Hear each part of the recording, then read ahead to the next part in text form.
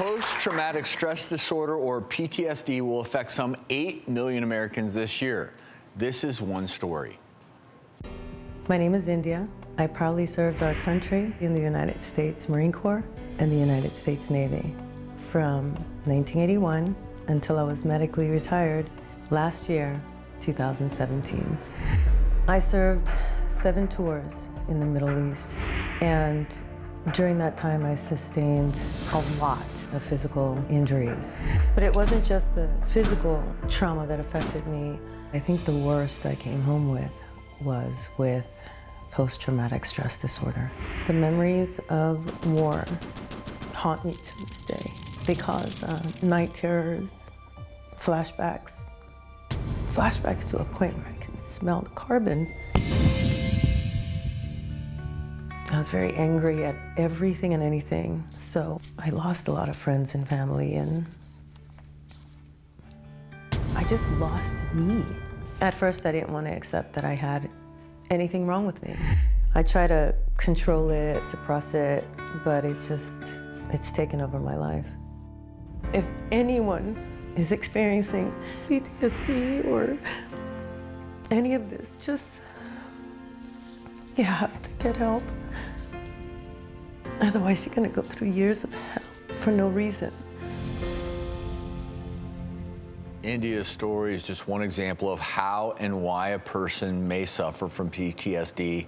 Dr. Freda Lewis-Hall, the Chief Medical Officer of Pfizer, is back to help us explore this often misunderstood condition. Welcome back. Thank you.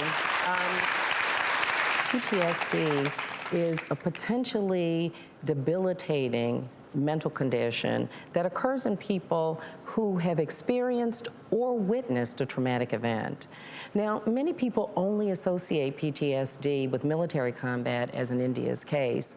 And of course, we know that war experiences can really have a lifelong impact on a person. But PTSD can affect anyone who has seen or lived through any traumatic event. It can include an accident, a natural disaster, a serious illness, assault or rape, or the sudden death of a loved one, as an example. And you know, Dr. Travis, that's why we're really talking about this today. I mean, think about the news. Every day, a disaster that people are dealing with. So this is really an important time to talk about it. A new study has shown us that 20% of people who are diagnosed with breast cancer develop PTSD within 6 months of their diagnosis.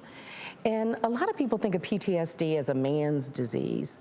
Turns out that in general, women are twice as likely to develop PTSD.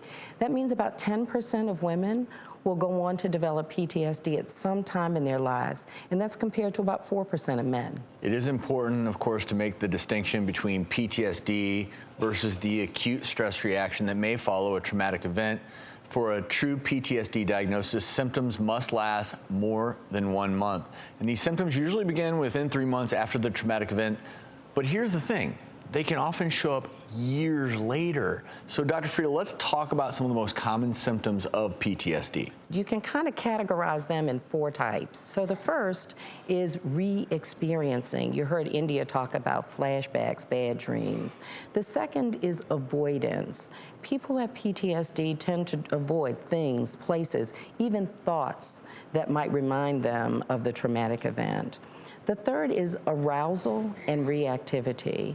Now, that really points to being easily startled or feeling on edge a lot, having difficulty sleeping, or having angry outbursts. And then last but not least is cognition, or thinking, and mood. Some people say they have a difficult time remembering things, or they may be experiencing low mood, sadness, and sometimes guilt. And let's not forget that PTSD can be really hard on children. Youngsters may stop talking, constantly act out the scary event, wet the bed, or become unusually clingy with a parent as a result of some traumatic event. The good news is PTSD can be treated and managed with therapy, medications, and self-empowerment strategies. Companion animals, as an example, may help soothe some of the symptoms. So if you think you or a loved one may have PTSD, do talk to your healthcare practitioner. They can determine if the symptoms are due to PTSD or potentially something else. You do not have to suffer with this alone. There is so much help available. There are community organizations, veterans groups. There are organizations that pull together people where they have similar traumas and understand the nature of this condition, and they stand ready to help as well.